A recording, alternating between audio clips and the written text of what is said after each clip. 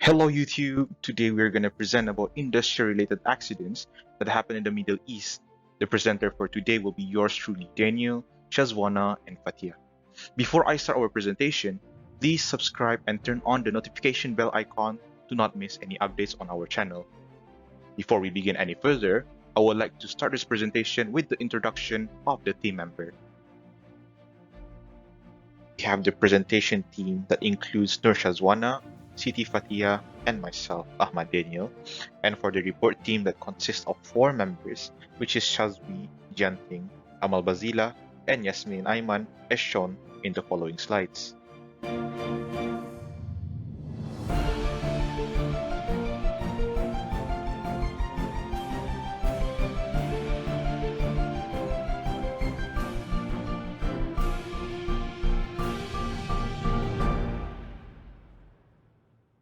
In this presentation, we'll be presenting the introduction to our topic, summary of accidents, incident description, incident root cause analysis, and the recommendations.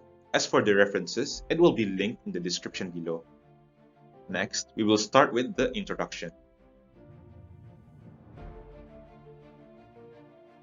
There has been an increase in industry-related accidents in the Middle East in recent years. This has sparked widespread worry amongst governments and business officials, as this mishap has serious consequences for both economic and social growth.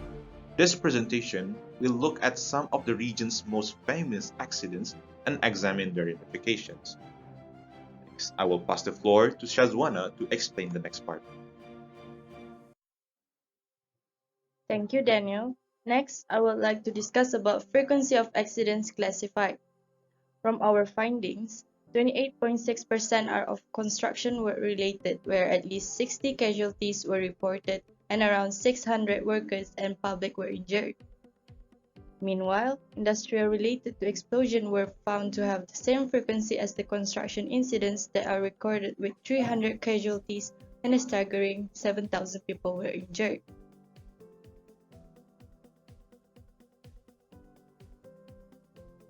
Next, it appeared that the frequency of firebreaks accidents in Middle East countries was 19%, with 5 fatalities in total and about 15 injuries were reported.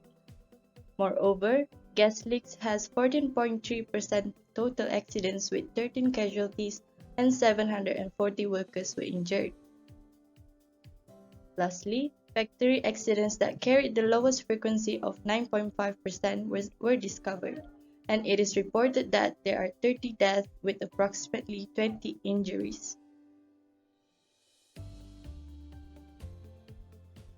From the summary, the most common accidents that result in fatalities are incidents involving toxic substances and explosion. Recently, on June 28, 2022, a poisonous chlorine gas leak at Jordan's Red Sea port of Aqaba resulted in the death of 13 people and the injury of over 260 others. According to CCTV evidence, the container fell as it was being lifted to the air, then unexpectedly landed into a ship and exploded. Continuing to the construction safety environment where building collapse and falling accidents happen. For instance, on Tuesday, December 17, 2019, 2 people were killed and 13 injured when walls at Al Ma'arifa in the university in Riyadh collapsed. Next, I will pass the mic to Fatia.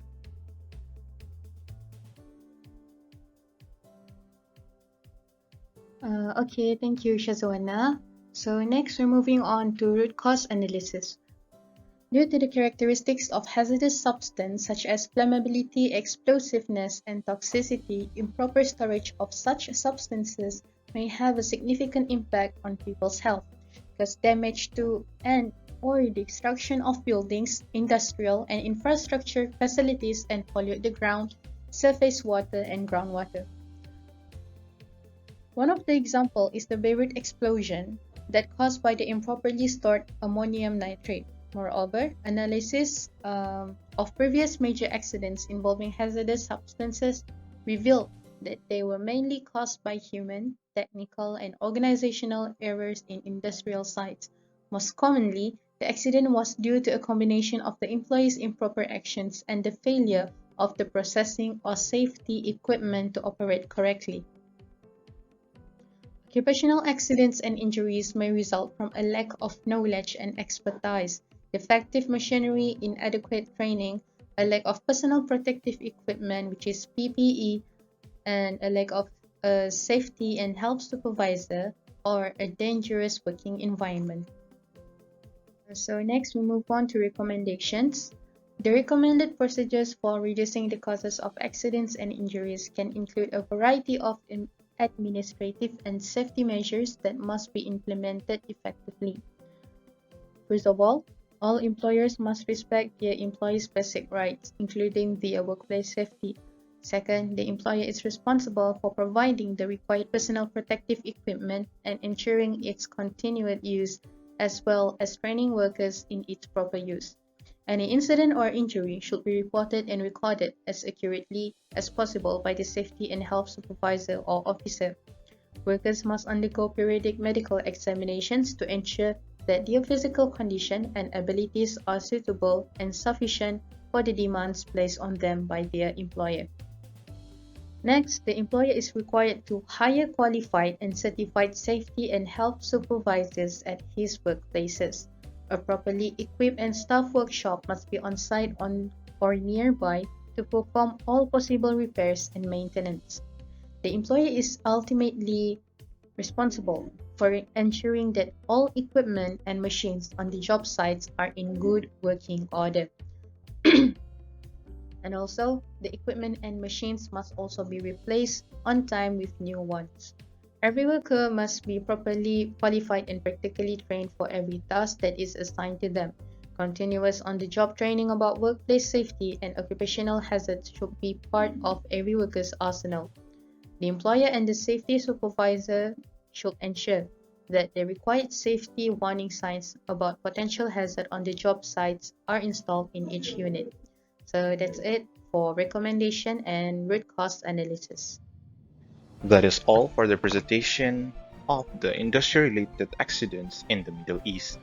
Thank you for listening, and if you have any question, please do ask. Wabillahi taufiq wal hidayah. Wassalamu alaikum warahmatullahi wabarakatuh.